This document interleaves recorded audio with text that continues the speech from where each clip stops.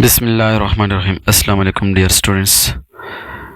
9th class biology का बहुत important topic level of biological organisation आज स्टार्ट कर रहे हैं।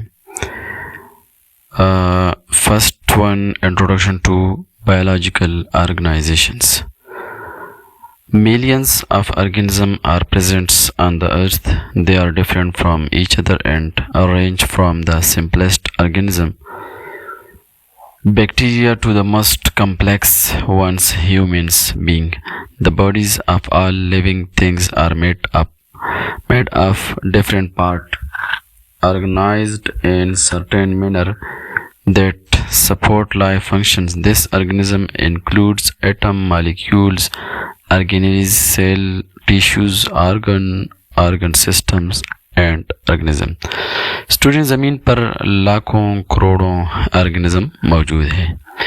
ये एक दूसरे से मुख्तलिफ होते हैं। सबसे पहले बैक्टीरिया से लेकर सबसे कम्प्लेक्स ह्यूमन बीइंग तक हर लिविंग ऑर्गेनिज्म का बॉडी डिफरेंट पार्ट से बना है, जो एक ख़ास तरतीब से ऑर्गेनाइज्ड होती है और लाइफ फंक्शन को चलाता है।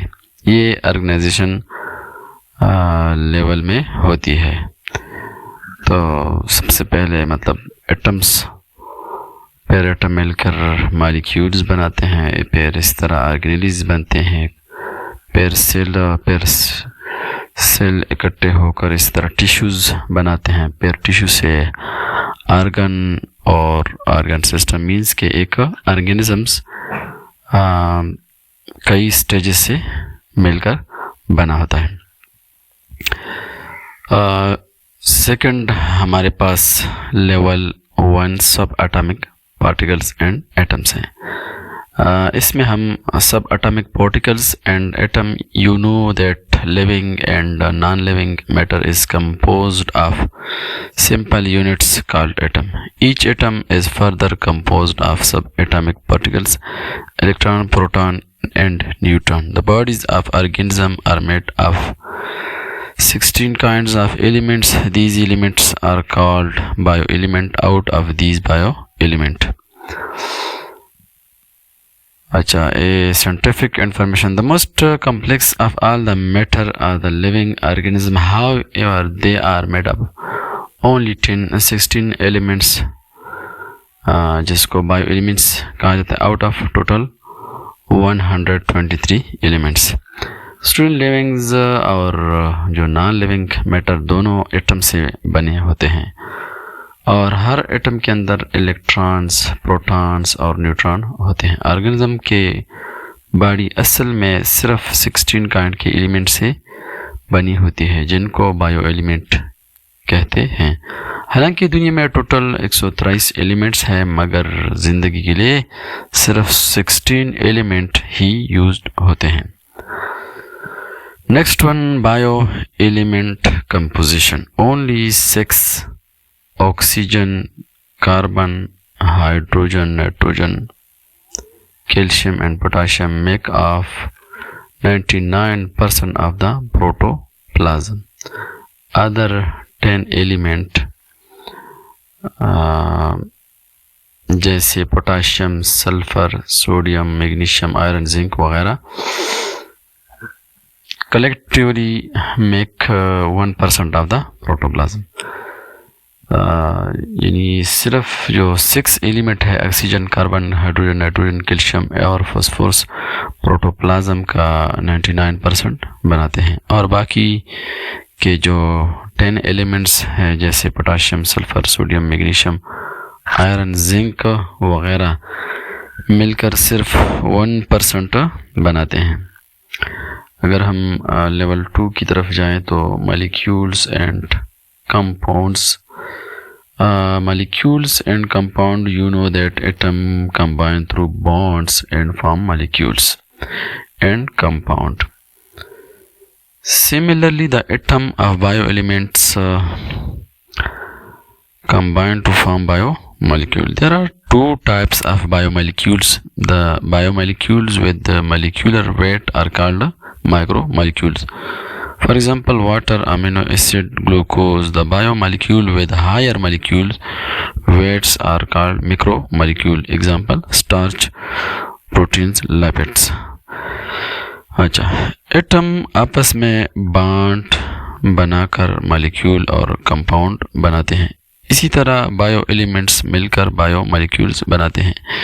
ये दो टाइप्स के होते हैं, एक को माइक्रो मॉलिक्यूल जैसे वाटर, अमीनो एसिड, ग्लूकोज, और दूसरे को मैक्रो मॉलिक्यूल जैसे स्टार्च, प्रोटीन, लिपिड्स। माइक्रो छोटे वेट वाले होते हैं और जो मैक्रो होते हैं वो हेवी होते हैं।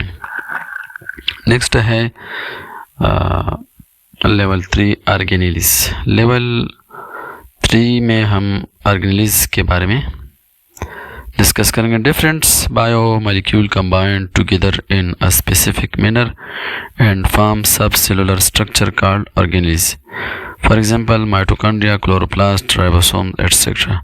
Each organelle perform a particular function. For example, mitochondria provide energy to the cell and ribosome prepare protein.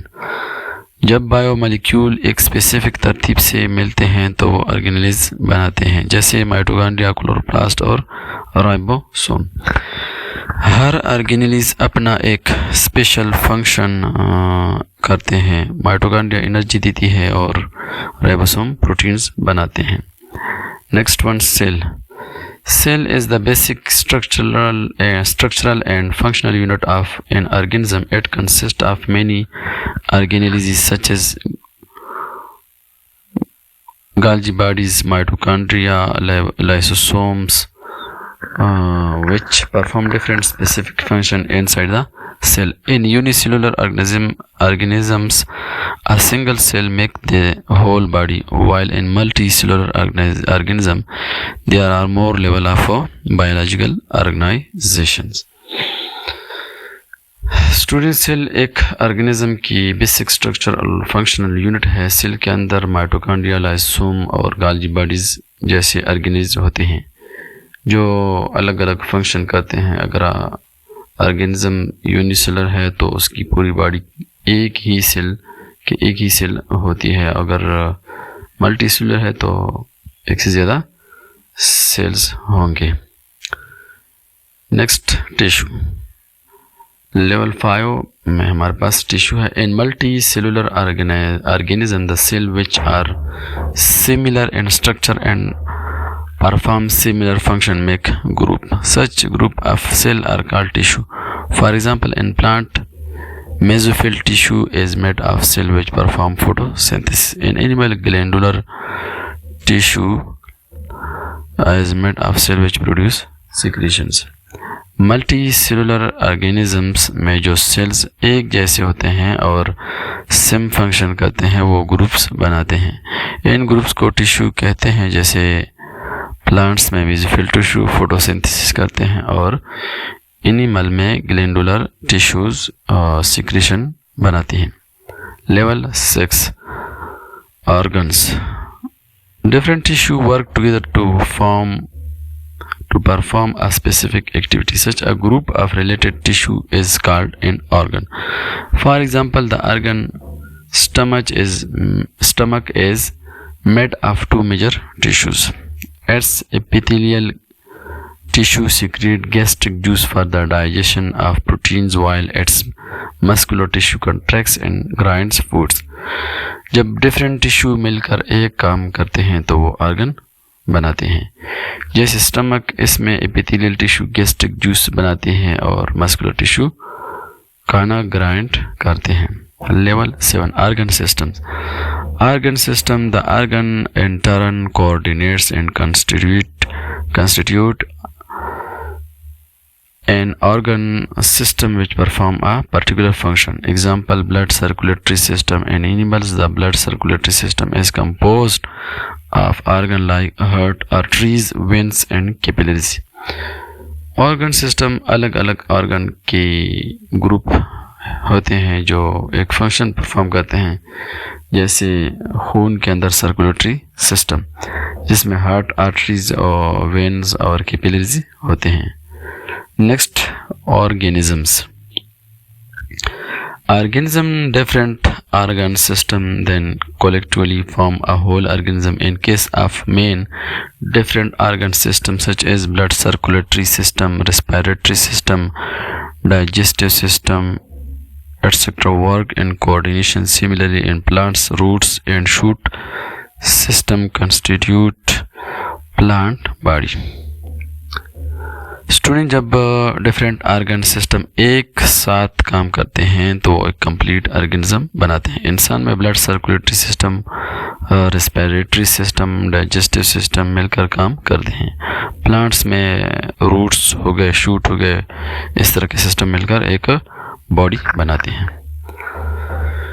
Next है higher levels of organisation. Levels higher than organism level. The group of similar individuals in area is called a population. Two or more populations of different organisms living together make a community. The community and the non-living components of an area make an ecosystem. All the ecosystem of the plant earth are collectively called the biosphere.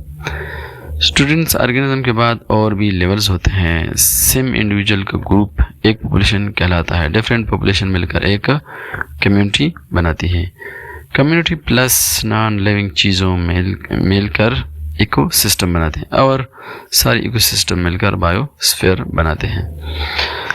अच्छा, cellular organisation. Unicellular organisation, दूसरा है colonial organisation और तीसरा है multi cellular organisation. तो सबसे पहले हम फर्स्ट वन की तरफ जाते हैं. Unicellular organism such as amoeba, Chlamydomonas, Euglena etc. have a body made of single cell and the work is distributed among different organelles of the cell. So there is division of labor among different organelles. Although these are single-celled organisms, yet they are capable of carrying out all the vital activity of life. Their single cell are capable of respiration, digestion, excretion, reproduction, etc. This type of organism can live independently. Next one, colonial organization. Volvox is a green algae. It is a common example of unicellular colonial organism. It lives in water. Hundreds of Volvox cells make a small Volvox colony. Many small colonies make a big colony. Most of the functions are performed by every cell. However, an individual Volvox cell cannot live independently as the cell of the colony are dependent on each other. For example, there are cells which are specialized for mobility while other cells are for reproduction. Therefore, the division is above the cellular level and this is trend toward a more complex division of labor and multicellular organization. Next है multicellular organization. In multicellular organization, cells are organized into tissue which is turn from organ and organ make organ system. All plants and animals have multicellular organization. The body of a plant is made of vegetative and reproductive organs. Roots, stem, branches and leaves are the vegetative organs, while flower are the reproductive organ of the plant. For example, mustard plant has multicellular organization. Similarly, the body of an animal is made of different organ system: digestive system, respiratory system, blood circulatory system, nervous system, reproductive system, etc. For example, frogs show multicellular organization. तो अभी इन सब को तफसील से देखते हैं. Students, जैसे कि हमने पहले डिस्कस किया यूनिसेलुलर ऑर्गेनाइजेशन, इसमें अमीबा, यूग्लिना एक ही सेल से बने होते हैं. एक सेल में ही सारे काम होते हैं. रेस्पिरेशन, डाइजेशन, एक्सक्रीशन और रिप्रोडक्शन, ये अपनी ज़िंदगी इंडिपेंडेंटली जी सकते हैं. सेकंड वन जो हमने ऊपर डिस्कस किया, कॉलोनियल ऑर्गेनाइजेशन. कॉलोनियल ऑर्गेनाइजेशन में जो सेल ग्रुप बनाते हैं, जैसे वोल्वॉक्स हो गया, वोल्वॉक्स की बहुत सारी सेल्स कॉलोनी बनाते हैं. हर सेल अपना काम करता है, लेकिन कॉलोनी की जो सेल होते हैं वो एक दूसरे पर डिपेंड करते हैं। कुछ सेल मूवमेंट के लिए होते हैं और कुछ रिप्रोडक्शन के लिए। ये ज़्यादा कॉम्प्लेक्स डिवीजन और लेबर का स्टार्ट है। मल्टी सेलुलर ऑर्गेनाइजेशन में जो प्लांट्स और एनिमल है दोनों होते हैं, यानी इसमें प्लांट्स भी है और एनिमल्स भी है। सेल हो गया टिश्यू, ऑर्गन सिस्टम, इस तरह बनाते हैं, यानी सेल से होकर ऑर्गन सिस्टम तक। प्लांट में जो रूट्स है, स्टेम्स है, लीव्स है, वेजिटेटिव ऑर्गन कहलाते हैं। और फ्लावर्स जो है उसमें इसको रिप्रोडक्टिव ऑर्गन कहा जाता है। मस्टर प्लांट इसका एग्जांपल है। एनिमल में डाइजेस्टिव हो गया, सर्कुलेटरी, रेस्पिरेटरी और रिप्रोडक्टिव सिस्टम होते हैं। फ्रॉग जो है इसका एग्जांपल है। तो स्टूडेंट, आज हमने लेवल ऑफ बायोलॉजिकल ऑर्गेनाइजेशन का पूरा टेक्स्ट पढ़ा। इंशाल्लाह अब आपको ये जो टॉपिक था क्लियर हो जाएगा और इंशाल्लाह नेक्स्ट टाइम आप हमारे साथ ही होंगे। अगर अभी तक आपने हमारे चैनल को सब्सक्राइब नहीं किया तो जल्द अज जल्द चैनल को सब्सक्राइब करें। अगर वीडियो पसंद आए हो तो इसको लाइक करें, चैनल को सब्सक्राइब करें और कमेंट ज़रूर करें। अल्लाह हाफिज़।